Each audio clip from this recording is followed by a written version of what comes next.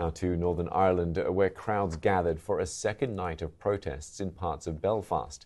The demonstrations come after a man in northern Belfast, 44-year-old Stephen Ogilvie, was attacked with a knife by a Sudanese immigrant, where he lost his left eye.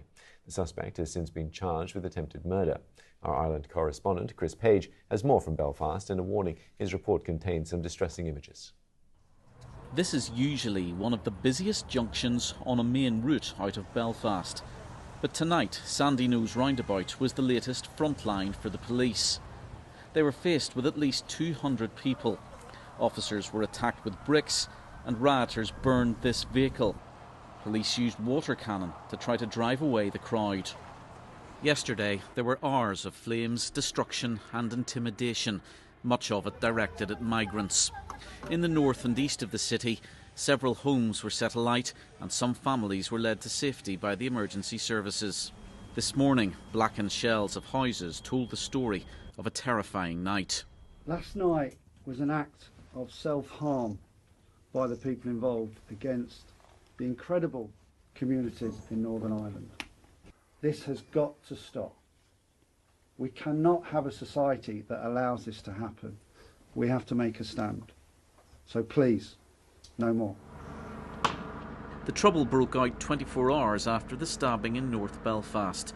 A video circulated online showed some people confronting the alleged attacker before police arrived. The victim, Stephen Ogilvie, lost an eye and suffered other injuries to his neck and back.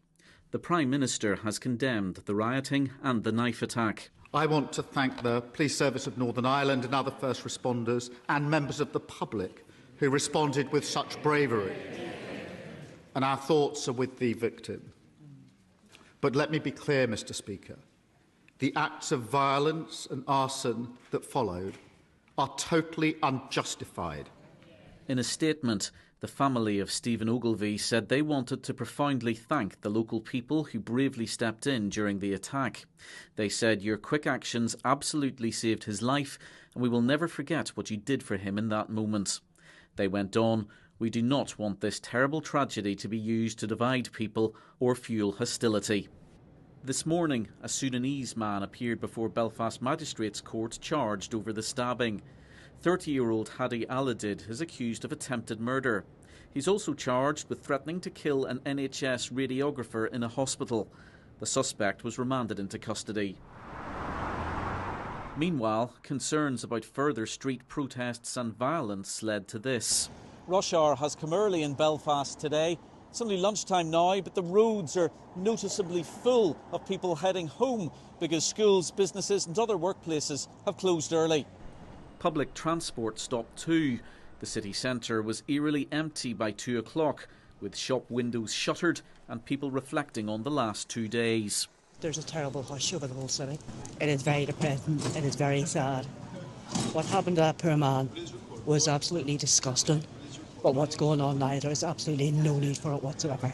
Reminds me of the bad old days, in a sense. The conflict in Northern Ireland? Well, yeah, these sort of things happened back then. Shops closed early, people were going home early. The trouble tonight isn't as widespread or large scale as 24 hours ago. But these scenes are still deeply worrying for police, politicians and many communities. Chris Page, BBC News, Belfast.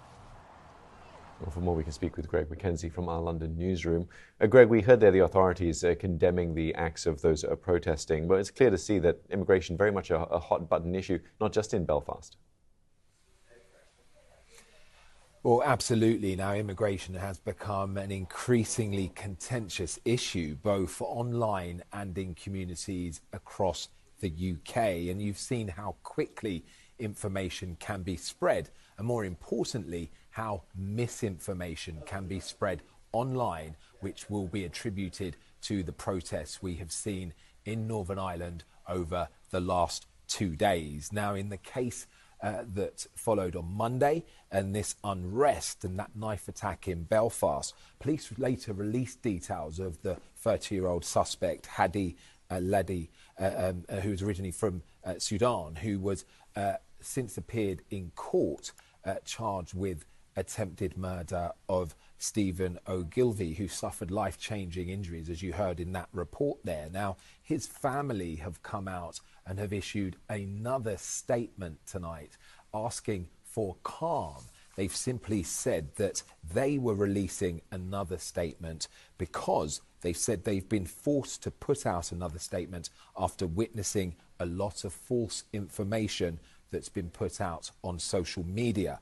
They've also appealed for peaceful protest as the only way forward and said that there were many migrants who make a deeply valuable contribution to our society.